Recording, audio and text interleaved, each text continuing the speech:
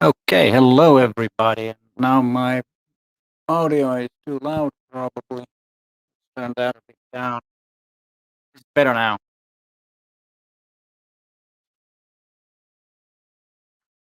Hello everyone. Welcome to the first 52 assignment live stream feedback for 2024. Already have quite a few people online, which is nice. We have some familiar names. We have people from Stella, Washington, Phil Landon, and we got 2000 from New Zealand. What's the time in New Zealand? Uh, Probably it's very late or early. Sound is not good. Okay.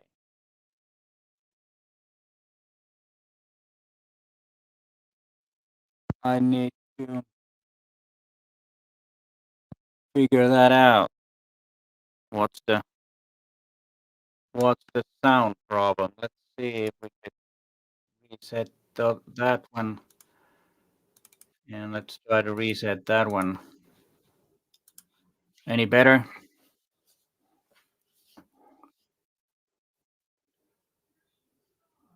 Cutting out a lot. Okay, let's turn that. Is it better now? What about now? This is always for some reason a big problem. All right, it's better. Seems better now. All right, yeah, a bit better. I hope it's not going to be that bad. I need to listen to it. I tested this all the setup today and recorded some test things so that my audio will be good. It's way better now. All right, good to hear. Seattle, Washington. How Paul? Got Anne from Kuopio. Hello there. And then you have I know you said how to pronounce her name. It's Kay Seaman from Netherlands. Whereabouts from Netherlands? In southeast London, Peter Blake, and then you got we have Dirk Schoeneman from Orlando, Florida. Sound is choppy. Is it still? And then we have a range rider, North Carolina, Edinburgh, Stephen Jones. Well, familiar names and familiar places. Glad to have you all here. And if we next, I have another keyboard here.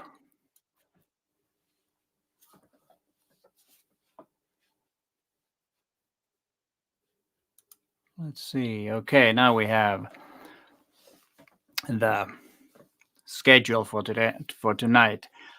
I will have the feedback first because that's why we're here, and I will, again have the best image of the month last, and then after that I will make a few comments about the new camera. Just to clear up some things that there were some misunderstandings, or are there misunderstandings, or what's the situation? It's not going to be a long thing about that, and if you have any questions, then leave them to that part so that we can get on with the images. And I posted on my newsletter that I only have like 13 images on Friday, and that was very low. So I asked some more, and I'm glad I got some. And there are 28 images altogether. So every image should be shown that is sent here. So you don't have to wait till the end. Your image will be, and I hope that there isn't any images that came a bit late that I didn't catch. So I hope that we have all that. And James Boyer from Zurich, Switzerland. Oh, you didn't get any images this time. No, no worries. Next time, no worries. You can do that next time.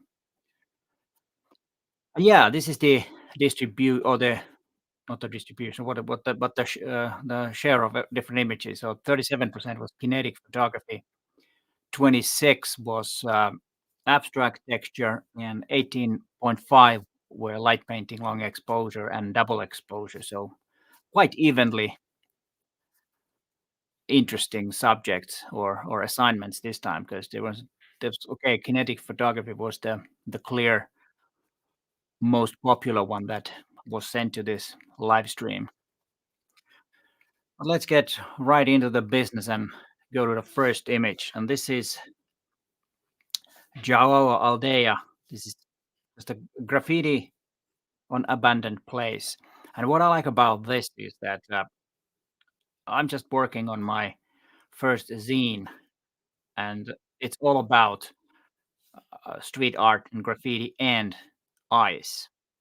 It's gonna be IC, the name of the zine, and it will be spelled like it's EYE. So it's gonna be IC. And okay, of course, this type of images always interests me, and particularly this one i- is a good one because it's not only an image about the artwork, but there is something added to it, and on this time it is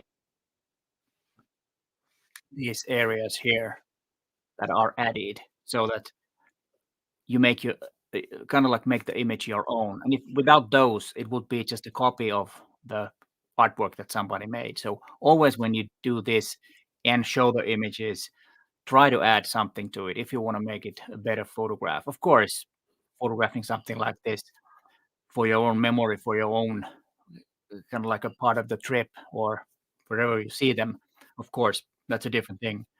But if you present the images, it'd be much better image if you add something to it. And Jao did, and I appreciate that. And it's an interesting image, and I like the narrow thing in the middle, and then you have the eye. The eye is looking straight at you, but it's kind of uh, lurking from around the corner, which I like about this image. So it doesn't always have to be the whole work of the artist, the graffiti like this one. It's some of the uh, parts is or parts are hidden behind the thing in the front, which is kind of interesting because it is out of focus. But I think that kind of makes the image better, so that we have the attention in the middle, in the sharper part of the image. And yeah, well done. Let's go to the next one. And this is Bruno Wilde from Kinetic Photography, or the assignment is Kinetic. Now, this is called January Evening at the Blue Hour. My goal was to capture the lights and movements of a very busy square where trams, buses, cars, cyclists, and pedestrians were busy crossing the area to get home during rush hour. During the exposure, I turned the zoom ring. Yeah, I think you catched very well the busyness, the lights, everything. And turning the zoom is a very good way of making kinetic photography or making something look like this, where you have all kinds of things going on, and usually image that has this much is really busy, but then the place is busy, and if it's not busy at that particular moment, you can fake it making the image like this, and you don't need a tripod to do that. Just steady hand and turning the zoom ring, and that's it. It's as you can see from the lines here, and that's the hotel over there. So that's kind of the length, or the change of field of view, and the focal length on that. And you can do it either opening up the image or closing it down. It looks slightly different. I believe this one is kind of like making the image larger. I think that's what it looks like, or is it? To be not sure. If Bruno's here, he can probably tell which way it is. Is it kind of like made it wider during the image making, or is it squeezed in? I would suspect actually that it is in because of the original area is kind of like for wide angle lens.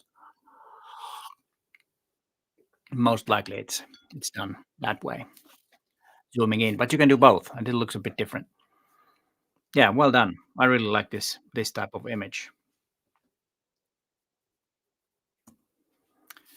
Then we have Patrick Vanlerberge. This is taken in a rainy day, 1/4 of a second shutter speed, camera moving upwards. The image is then converted to black and white with a bit of dodge and burn.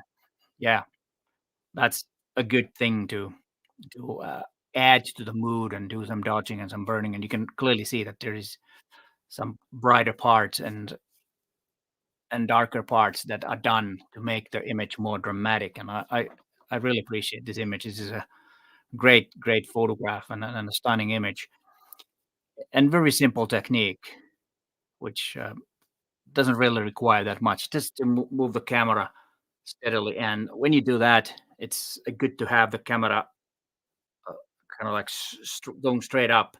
If you go sideways or do something like this, then the image would be totally different. And I think this works best for this because you got the long trees. They look to be even longer, and then you have the bright part here, which bleeds out, and then you have the windows, and here you can see the light streaks from the between the trees, which adds up to the image a lot. This probably could have been an image without movement. It could have been a great image without that, but it kind of adds to the mood, makes it dreamy, a bit kind of like a horror image or haunted house or something. And it's you start wondering where are those people going? Are they safe and all that? So yes, well done, really, really well done. And then we have Rusty Joring. This was made at the Botanical Garden in Hobart, Tasmania. I was attracted to the bark and made the photo and made a shot of the identifying sign so I could remember what it was. Yeah, it is. I was just wondering if I have the right image, but yes, it is. Cool colors on this one, and it is really an abstract texture. And this could be found in many other places too. I'm not sure if the colors could be found, but this type of close up and isolating the thing, tight crop of some plants or tree or something that makes really interesting looking abstract images. And this with the colors, this could be printed big on a wall, and this could be kind of like a conceptual art or something like that because it's you don't really understand at first what it is, and that makes it interesting.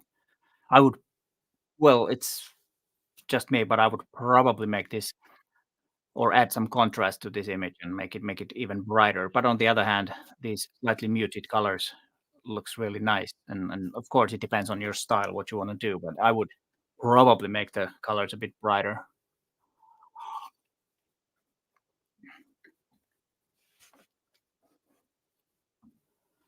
And then we have image from Tony Alford. These are two exposures, one from close up from a metal memorial bench and other showing an ancestral home. Story of a soldier who never made it home from the horrors of war. And yeah, very strong story and line of for this type of uh, images are really good. When you make it like this, that you have this double exposure. And when making double exposures, usually you get better results if you have something dark in the background. As you see from this darker area looks better. This one a bit washed out, but the silhouette and works fine. And this can be done in camera or this can be done afterwards. And just take a look at what your camera has. It might have something called multiple exposure or double exposure. It depends on the camera what you have, and learn to do that. And usually, what you can do when you do it inside camera, you can kind of adjust the blending, how it will blend with the previous. Or then some cameras even have overlay so that you can put the an old image from the memory card as your uh, image, which blends in with the next image, and you can have the overlay so you can make the composition easier with multiple exposure, and that's a really good feature if you're into this type of images. And this is something to experiment with double exposures. Just if you don't find anything to photograph, then just try to see if there are some things that you could make these double exposures. But you can also do this in post afterwards if you feel like it. It doesn't. I don't think it really matters which way you do it. It's the image itself that matters. If the image is pleasing and it tells a story and it's well made composition, and all, it doesn't really matter how you do it. Well done. And then we have Bill Landon. This is a museum neon and incandescent lighted sign. 5-second exposure. Move the camera to the left, then back right. And it was taken with a 41 millimeter. And I believe it's an APS-C. No, is this made with film? You bill here. But anyways, well done image and also an abstract that you don't really see what it is, but the museum text is there clear enough so you can see it. And then this is fun where you see the same here too, and some parts of here. This technique looks easy, but it's not that easy. You need to be quite consistent when you're moving the camera if you want result like this, and especially I like this. This is really well done, to having the text over here too, and then you have the text over here. And I like this. Uh, would have been even better if you had stopped at exactly the same spot when you took the camera back, but that is really hard to do handheld. It's almost impossible to do. You could do it if you have some kind of a grid lines on your EVF or LCD. You could or mark with the tape that this is where you started, then you go back and then you come back exactly to the same spot. But it is hard, and it's not something that makes this image bad or anything. It's just that little thing that you could have done, or maybe you could do that again and try to see if that's possible. Could not be that it's not, because the camera has to be, really leveled. It can't be any tilting on the way or anything. But that could be something to test out if you can do that. And then let's take the next one. We got love more of these horror images. Like take the mouse out of the way so it won't from. This is images from Anne Kasurinen. It's a double exposure, or it's actually I think three exposures. Three different exposures combined in a camera, and in each exposure, camera moves slightly, and also LED lights move slightly, and color change to create colorful reflections on the skull. Yeah, so there are three things.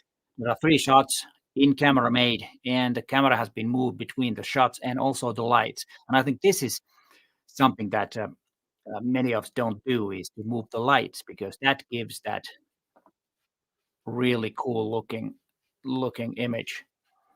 And Anne has had, last year I remember some similar type of images, not colorful like this, but the same kind of theme, a little bit horror there, and some kind of odd things in a good way. And yeah, this is really interesting image. And what I really like is that there are the kind of like the eyes over here, and then this colorful teeth, and maybe some color over there could have been good. Now it's only white. Maybe there was a something white on the top, and the colors came from behind. But and these type of lights are good in the background, so that it kind of separates from the background. Okay, maybe here another light there, but you most likely have that skull. So play around with some more and see if you can come up with something different. But with the technique, I think the technique is very clever and really well done image.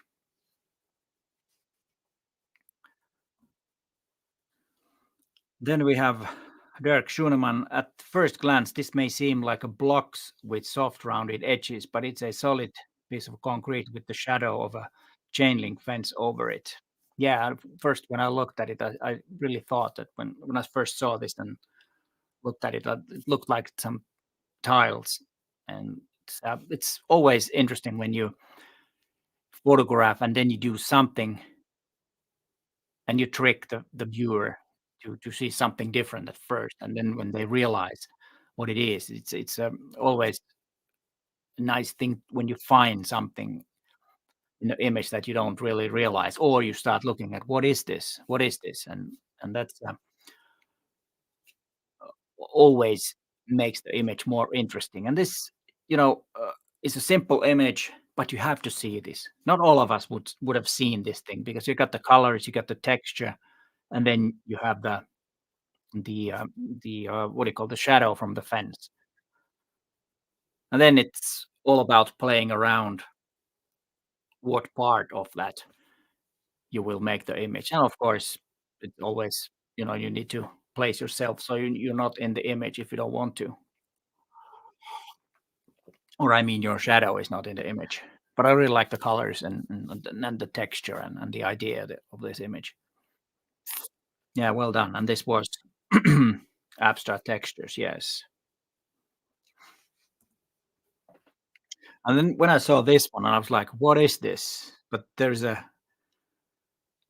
uh, story, of course. It's Brad Warrior and the Kinetic photography, you probably realized. And this is his backyard, 720-degree rotation with a 10-stop ND filter, 10 seconds of exposure. And then the funny part, me getting dizzy running the camera around.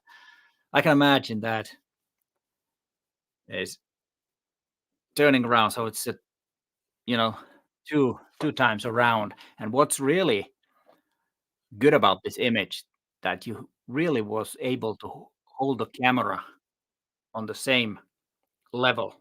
Look at the lines. It's almost symmetrical. And if you look at the white line here, it's like it's astonishingly symmetrical. And this is just you wouldn't believe that this is like a photograph. But it is. It's a good photograph.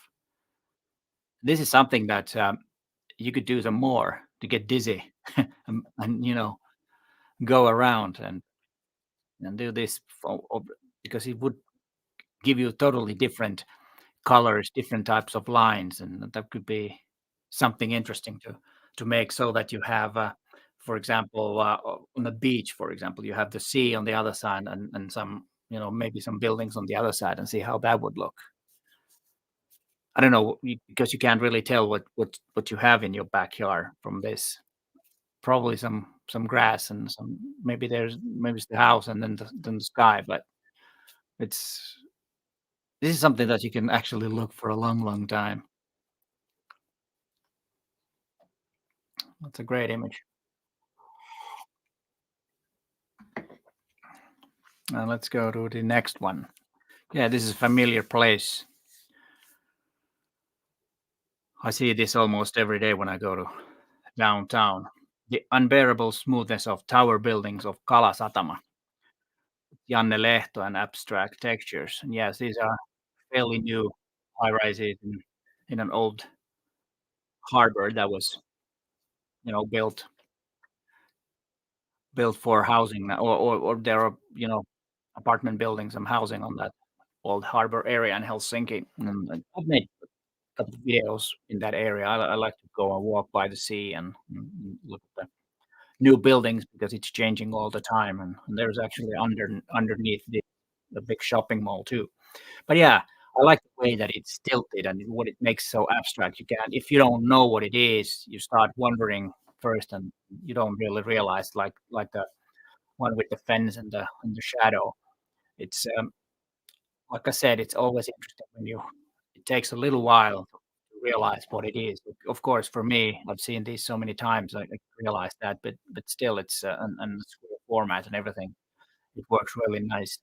And there are lots and lots of opportunities to make this image in many, or this type of image in many places because you don't need that high buildings, but to do this, but it helps in different structures and different textures on the buildings.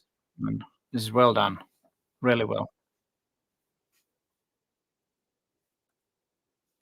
Then we have Case Siemens. He was from Netherlands. I'm glad, really appreciate that you made or added the way how you pronounce your first name because I would have done it wrong, and that's why I put it there. Thanks for that, because I think it's always nice when you can pronounce the names correct. I think it's nice. Found this on a toy animal from my grandson. So this is a close up of a animal. And do you know there's what's the most uh, interesting and bizarre thing? This is probably a toy dinosaur. But do you know where these dinosaurs are made? They're made of plastic. And do you know plastic is made from oil, and oil is here because of the dinosaurs. So actually, a toy dinosaur, plastic toy dinosaur, is made out of dinosaurs. It's mind blowing. I don't know if you've ever heard that.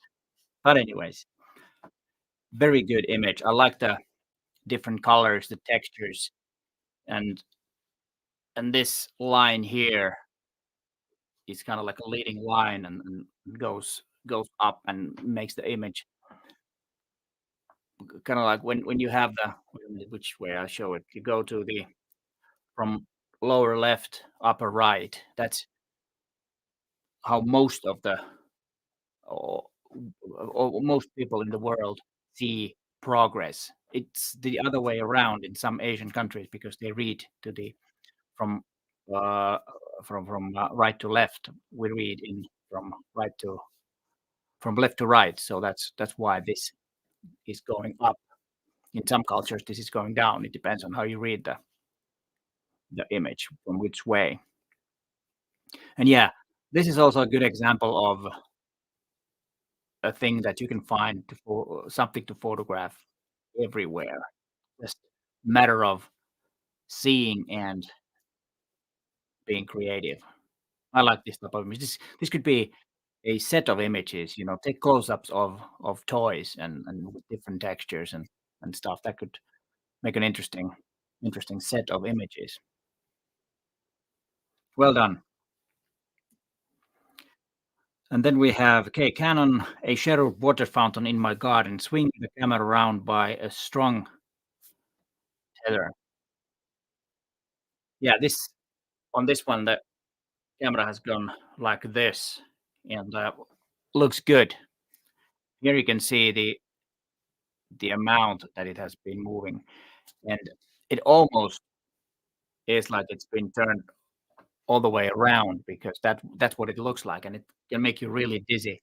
And these type of camera movements are also something that you can really tell a strong story and make an interesting image with that. I would add some contrast to this image and maybe crop a bit from the top part because there's quite a lot of bright and white sky, which is a little overexposed. But other than that, it looks good and interesting, but you can still see what it is, and that's also good if you don't make the movement so much that it kind of disappears, like it was like Brad Warrior's image was kind of like an extreme example of kind of like getting rid of everything.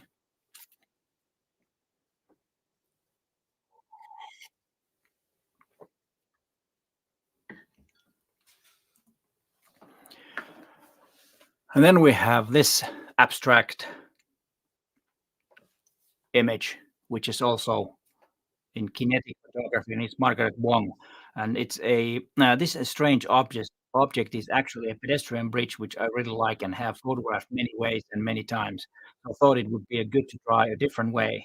Yes, good. That's a very well thought.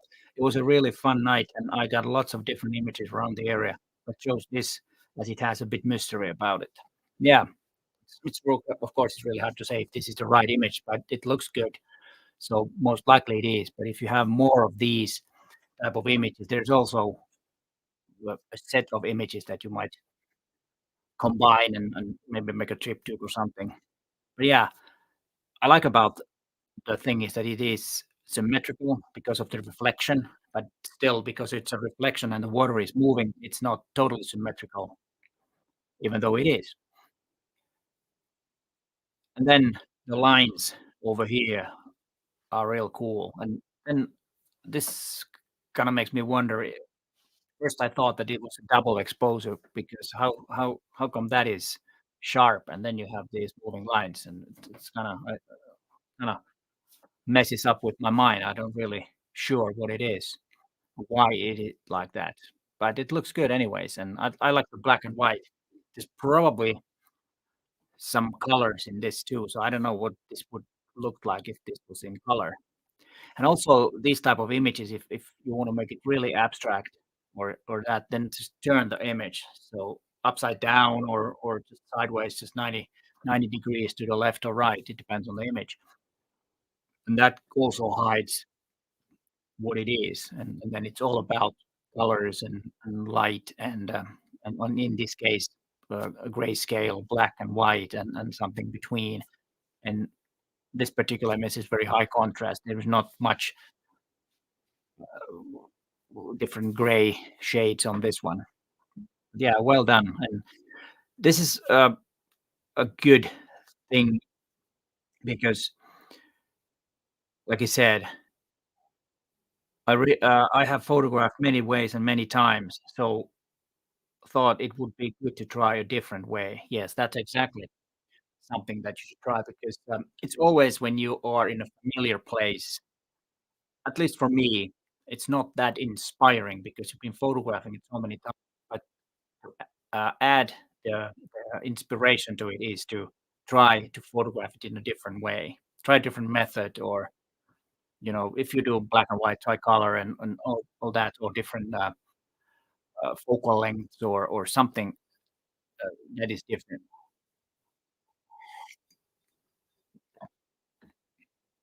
And that's what makes this image good. I know extra plus for trying something different and new. It's always boost up the creativity, and you might find something that's interesting and uh, something to maybe continue, or then you just okay, I didn't like this, but you tried, and that's good. But this is something to definitely do some more about all these type of photographs. And then it's iso ihamo.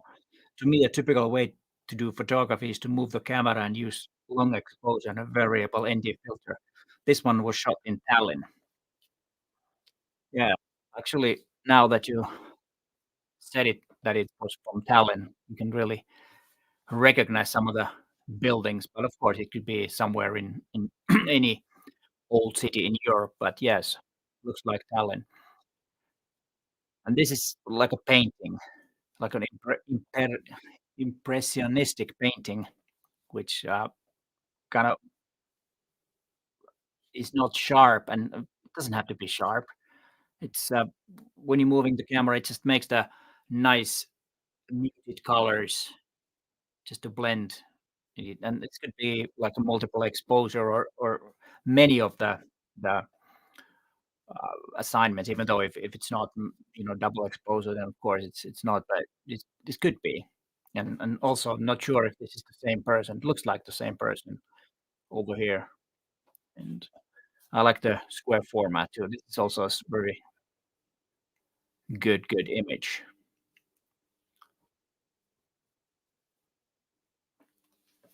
Yeah, James has a question. I'm glad and I noticed that. Go to my channel. You are on my channel. Check out the 52 assignment video, and there is a link to it. You can download the assignments from there.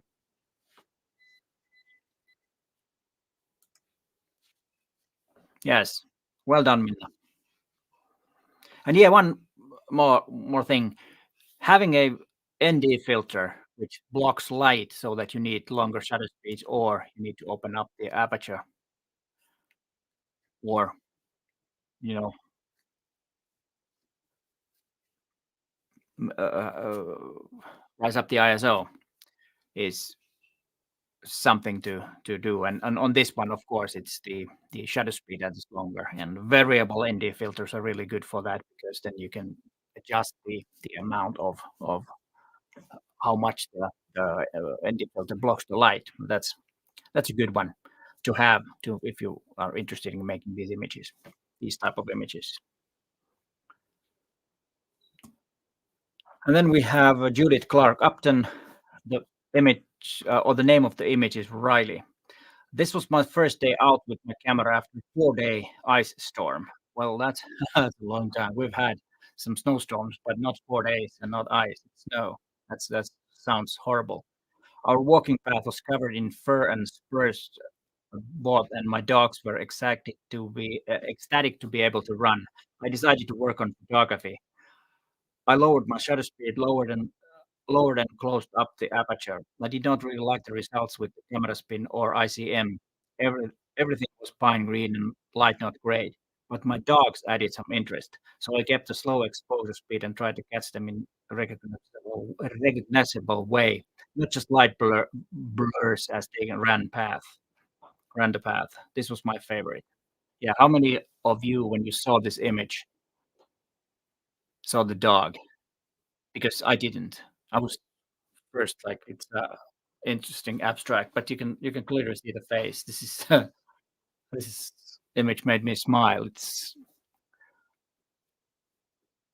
very well made, and I also like the composition because, as you can see, it's kind of like wrong, but again in a good way because it's right on the edge. It makes the image a lot more interesting, and then you start wondering: is this a dog too? Is this a like a multiple exposure or anything? But of course, the color palette on this image or the colors is totally great.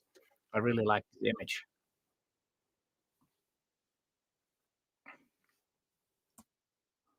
Then we have Paul Stadsman, Christmas ornament, and total exposure was 2 seconds, and he was zoomed out using. He started at 12 millimeters and zoomed out, and then he had live composite on too. So a lot of different techniques on this image, and I would add some contrast to it. Then it would be even better. Maybe boost up the colors a bit. Maybe make it more uh, colorful image because it's a bit dark.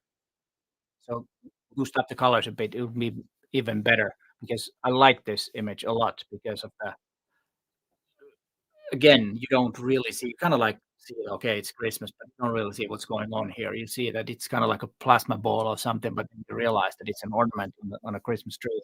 And doing the zoom thing works works well on this. And this one, of course, the highlights are here. And this is the hard part, of course, when you have a reflective object that you can see everything from that. So this but on this one, I think it's managed quite well so that you don't have a lot of distracting things like some doors or something like that in there. You don't. There's a window probably there that's. But yeah, it works well. Works real well.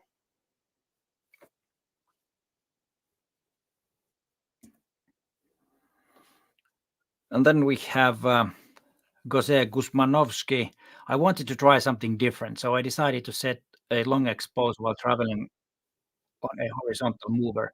The lights in the ceiling change and move, but their movements was in the opposite direction of my movement. The photo was taken in the tunnel of lights inside Chicago O'Hare Airport. Oh yeah, that is cool. It's I thought first that it was from a metro station, but yeah, now I can see that it is airport. You get the I don't know what do you call these things where not escalators, but flat escalators. But anyways, yeah, and that's always interesting when you have movements to different ways. You move the camera to opposite to the movement of the thing. And on this occasion, the you are moving with the camera on the moving surface. Well done. This is interesting that you have almost sharp, and these people that are here are not sharp, but these ones are. It's probably because of the movements that go different ways.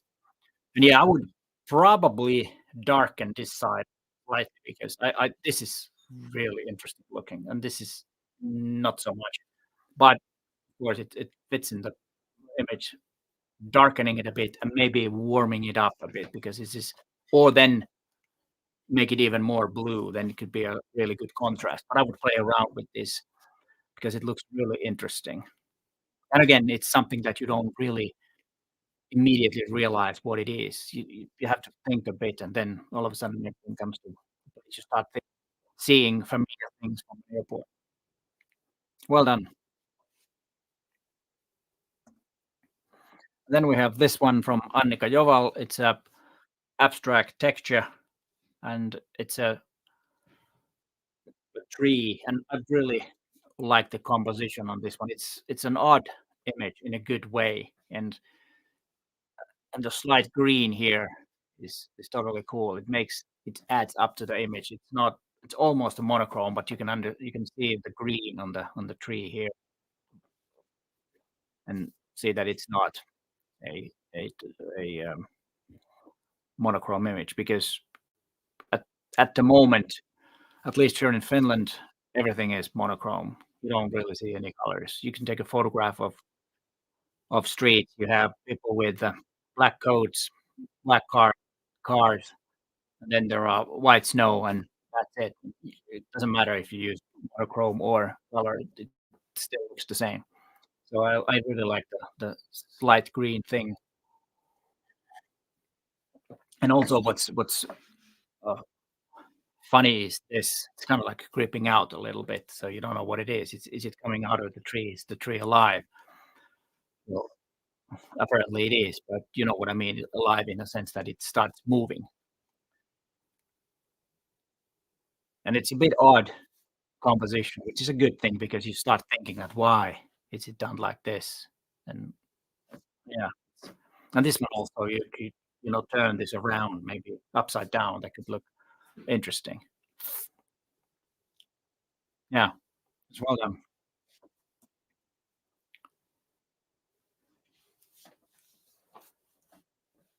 And then this is Mark Miller double exposure. And this one, this one of the results. This one is one of the results of my first attempt at in-camera double exposure. Just one of my wife's plants getting a little tipsy turvy.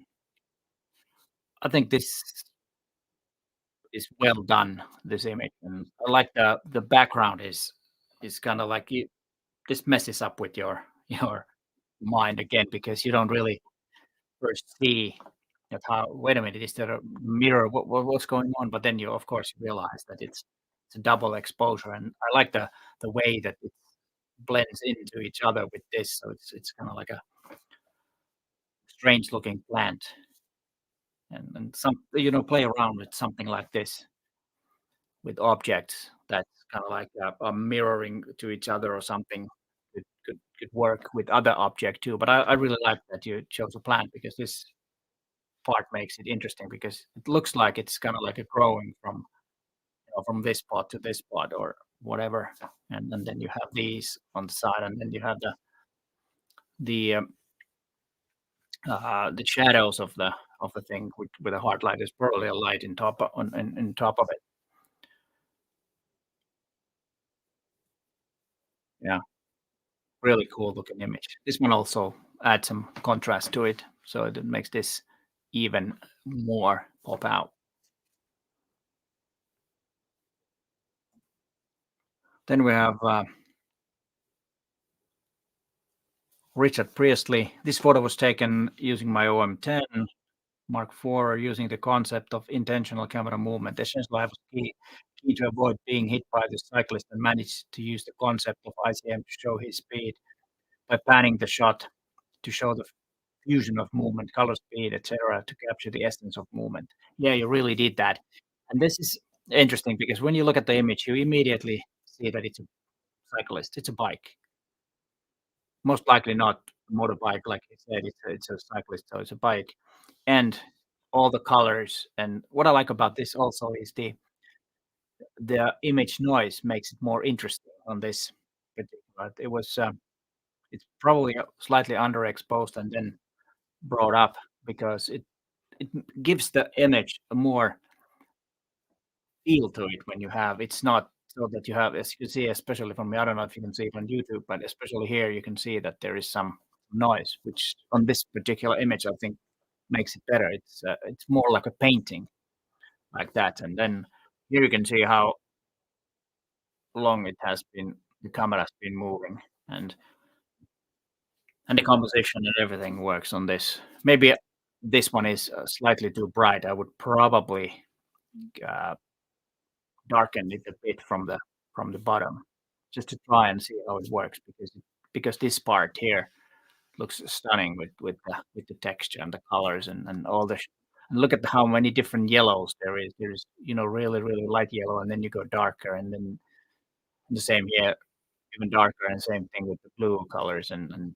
that, those colors are interesting. And this is also when you're doing images like this, check out the background, what colors are there, and how they work. And if you see, want to take something like this, and you see that there are some, cyclists coming, and then practice and see how what the background looks when you're moving, and see that looks. And then when the cyclist comes, you excuse me, you already know when you're moving the camera what the background will look like.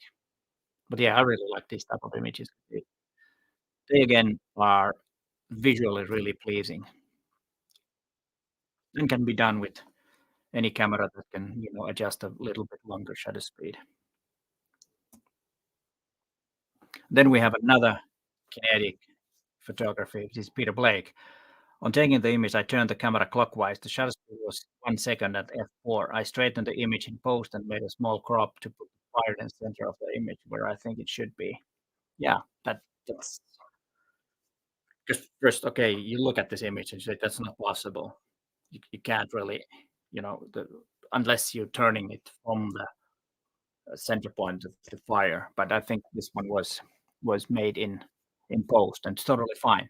Maybe I would lower it. It's a bit too bright because it looks a little slightly different, and maybe uh, have some of this on top of it so that it's now the fire is in the front.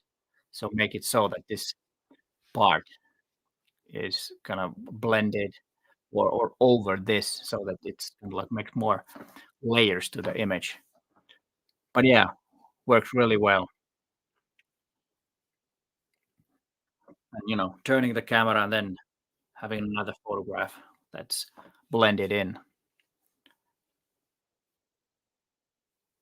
Well done. I think these type of images, they might not be all kind of like the keepers when you try this, but it's trial and error, and then you hit it, and then you start learning how to do it, and then you get more hits and more keepers when you're trying this. But this, it's been really interesting to see these images. I really love this stuff, and many of you have, tried new things, and played around with them, having fun with the camera.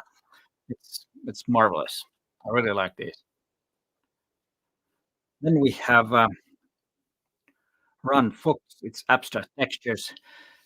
Say of playing with bubble water on different surfaces with colored backlighting.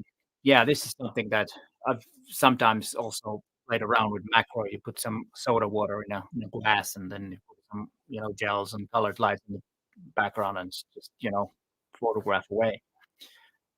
And you can make lots and lots of images, and it's a lot of fun to do if it's really cold outdoors, or really horrible 4-day ice storm or something like that. Then this type of images is something you could do, and you can play around with anything, different liquids that you have, olive oil, and all. You drop it into water and see how it goes. And it's also, trial and error, and this is one of those good ones. This is not an error. I don't know how many photographs you took with this when you were playing around, but usually it needs to be taken lots and lots of images with different types of lights, and which works and which don't. But it's a lot of fun, and I've done it sometimes just to play around, and learn things and have fun with the camera. It's a very visually pleasing image.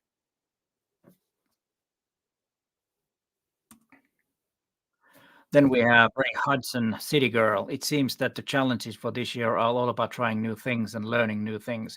I had to learn something about layers for this portrait of a girl with a city skyline background. Yeah, it is. Well, the whole point of this 52 assignment is learning new things and trying new things, and some of the things might be that, you don't like, but, try it and then move on if you don't. It's not You don't have to like everything that's new, but just try something and then see how it goes. This one is well done, really well done, and maybe the colors are a bit, uh, off. Maybe a little bit brighter could work, or then I don't know if this would work in black and white because the color of the skin is something. But yeah, of course, when you blend in, the colors blend in too. But there's something in the color side that's not pleasing to my eye, but the composition and the way it's done, it's beautifully done otherwise. So play around with the colors and see how it goes. But yeah, but it is a great shot. I really like this, except the color is a bit off to my eye. I don't know. Looks actually better on YouTube than it does on here, to be honest. Looks better there. It's more contrasty. Yeah. But yeah, but well, as I said, the blending and the composition and the idea and everything works. And what I like about usually these is that you have kind of like the brains and the head, and you have all kinds of different types of clouds, which might symbolize something, and then you know just works beautiful. And then we have Ari Kalliala, two images blended in Photoshop. The wall is from Solo Sokos Hotel Torni, Tampere, and roses are from Hatanpää Arboretum and Rose Garden in Tampere too. And with different cameras also in same city, but totally different places. And first, when I saw this, and I saw the name that it was Aris, he's from Finland and Tampere, I was like, "Where is this mural? I want to see that. I want to photograph that." But it's not a mural. It's a double exposure. It's a beautiful shot, really beautiful shot. The colors and everything. It's really well blended in because first when I saw this as a thumbnail, I was like, where is that? I'd never seen this before. Yeah, and also the sky and everything. All the things work in this image. I really like this one. Well done. Well planned too. And it's two Sue Townsend light painting or long exposure. This was taken at 2 a.m. on a moonlight night. I captured more light by using HDR. I was pleased and surprised that it captured the reflection on the water and the moon, which was obscured by clouds, highlighted the texture of clouds. The only colored part was the riding lights of vessels anchored at the nearby island. The first month was a steep learning for me, and I enjoyed the challenge. Yeah, that's a good thing. It's supposed to challenge you a bit, and I think you did well with this image and long exposure and moonlight and everything. The exposure was 4 seconds. What it says here, yeah, 4 seconds was the exposure. And yeah, photographing long exposure at night and where you have clouds and moonlight, you really get this dreamy look and how the water is a little dreamy. I'm not a really big fan of if the water is there's no texture. It's just like smooth, and you don't see that it's water. It's just it could be visually pleasing, but this type is better when you have the texture on the water and you can see what you, if you understand what I'm saying. But just buttery smooth water is maybe not the best way. Just have some texture in it. So these 30-second, they look nice, but they're a bit of a cliche. But this one is, I like this one. The 4 second is works perfectly on this particular image. Worth spending the night photographing this scene.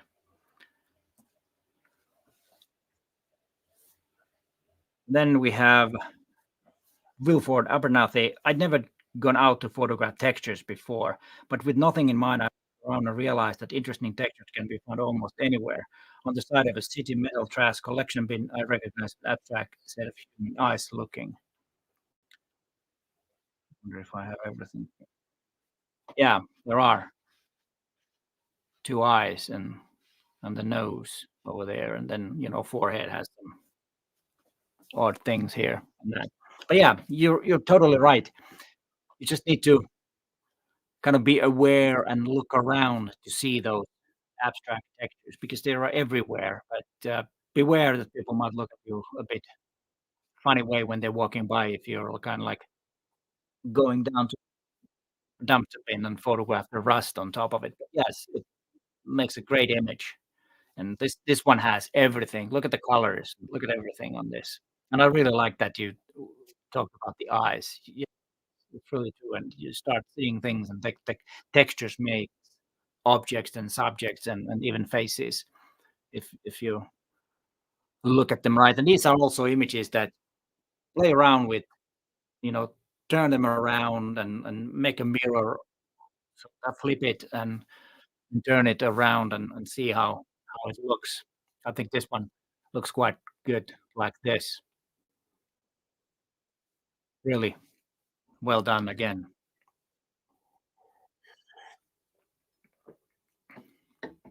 I've had really nice set of images tonight, like always. And then again, something that what is it? It's let me move the mouse away so that you can really see.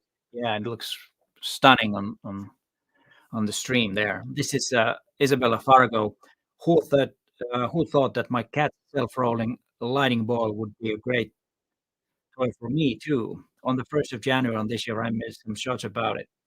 Even if it's not sharp, I think that it captured playful flow motion. Hope the whole year will be like this. Okay, yes, it's a cat's toy with some light in it, I guess. Yeah, it's just great. It's just great. It's, and especially this here, the light and you know the everything and the negative space and all that, and then the odd color. You very seldom see this color anywhere. And, you know, just marvelous, visually really pleasing.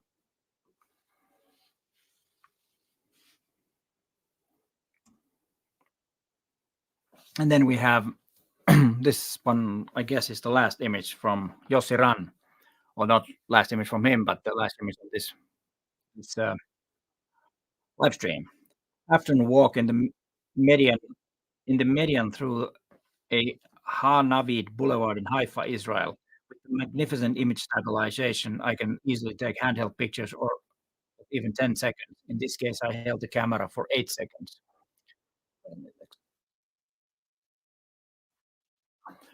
Yeah, that's a long exposure if 8 seconds and turning around the camera and still having some sharp things here. Marvels, and what this looks like is kinda like a time travel thing that you coming out of whatever it is, spinning, you're going to another dimension in space or in time with this looks like a POV view of the one that comes out from the whatever that is, from another world, from another time. It looks totally awesome. I don't know, maybe adding some contrast to this image too could benefit it.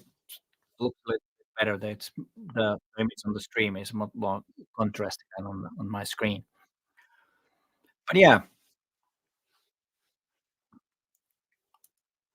we had some great photographs, and the next thing is to put the drums and take a look which one is the image of the month. And it's this one. I thought this one was the I checked the name. It was Patrick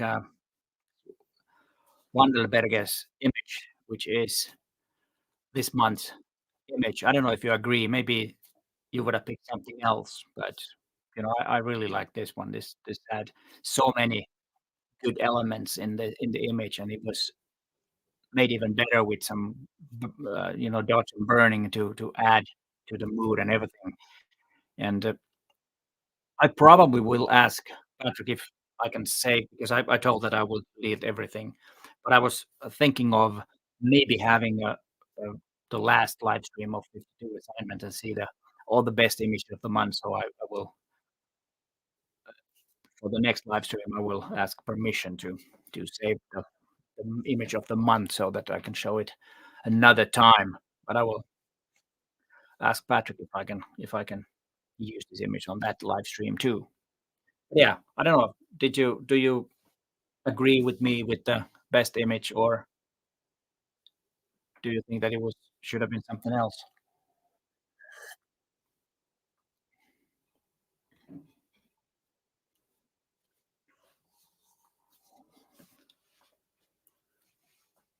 And yes, and then I want to make a few comments about the. It's not about I'm not going to talk a long time about the camera, but there are a few things that I want to clear out, and I will be able to test it in a few weeks. Maybe now, I'll probably get it next week. Might have it next Monday. I want to test a few things in the camera, but there are a few things that maybe it's this one, but kind of concerns me is I think the thing what they did with the camera I think was great. The live gradual ND filter is a marvelous thing. If you out there photographing landscape on Go, you don't need to carry filters around and adjust the filters. You can do it in camera. I think that's a clever thing. And then of course the buffer might be good for bird photographers so that the camera gets faster and all these things. Not sure about the AF, but all these things are because of the new memory chip that it has. It has more memory, so it's plausible that what they said. And some has been saying that it could have been done in firmware. I don't think it could have, but maybe I'm not an engineer, so I'm not positive sure. All I have to rely on is what they said. And but the thing is that I I would want them to add something to all-in-one because what I've sensed that a lot of people that have the own one are a bit disappointed that they don't make those firmwares like they used to. If those who have been using Olympus cameras for a long time remember that the original EM1 got a lot of features via firmware. I think there were two major, at least four firmware updates, and which two of them were really major. I don't remember. I remember the fourth one, which gave us lots and lots of different features to the camera. So, but I think that that is over. And I took a look other manufacturers too at what are their policies, and it seems that the firmware era is kind of gone. That they don't do that much. I read some forums about Sony that they haven't done. They introduced some mid-range cameras that have more features than the flagship cameras or something, and they were a bit annoyed about that too. So it's an unfortunate thing that might be or has something to do with that the camera companies are not making as much profit as they used to. So that they need to make a new camera, sell something to you instead of upgrading the older cameras. But then we also come to the customer loyalty that to be honest, I would be a bit disappointed if they don't upgrade any of the new features that all-in-one Mark II has to all-in-one. So that's my take on this. I don't know if you have any questions. I could take a few questions, but I'm not gonna go into that whole thing that much. But if you don't have any questions, I'm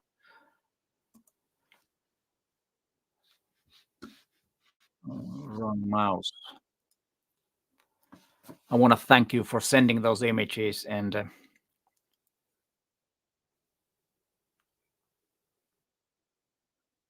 oh, I misspelled my prompt. Yeah, I need to check that out. It's been there for a couple of live streams. Yeah, maybe I have, but that's yeah, I'll fix that. I will fix that. Yeah, and I can relate to what James Boyer says, and I miss the regular updates to Panasonic and Olympus. Yeah, they did have those back in the day. Now most of the what do you call the updates is about, bug fixes and compatibility things. When there's a new lens, they might, add something to the firmware so that it works. Some new features in the lens works with all cameras and all that. So it's yeah, it's the world is changing. But yeah, thank you so much for sending those images and keep on shooting and experimenting and testing. And I really like these. Love to see your images and you know familiar names and all that. It's a lot of fun. But hey, thanks for watching and bye for now.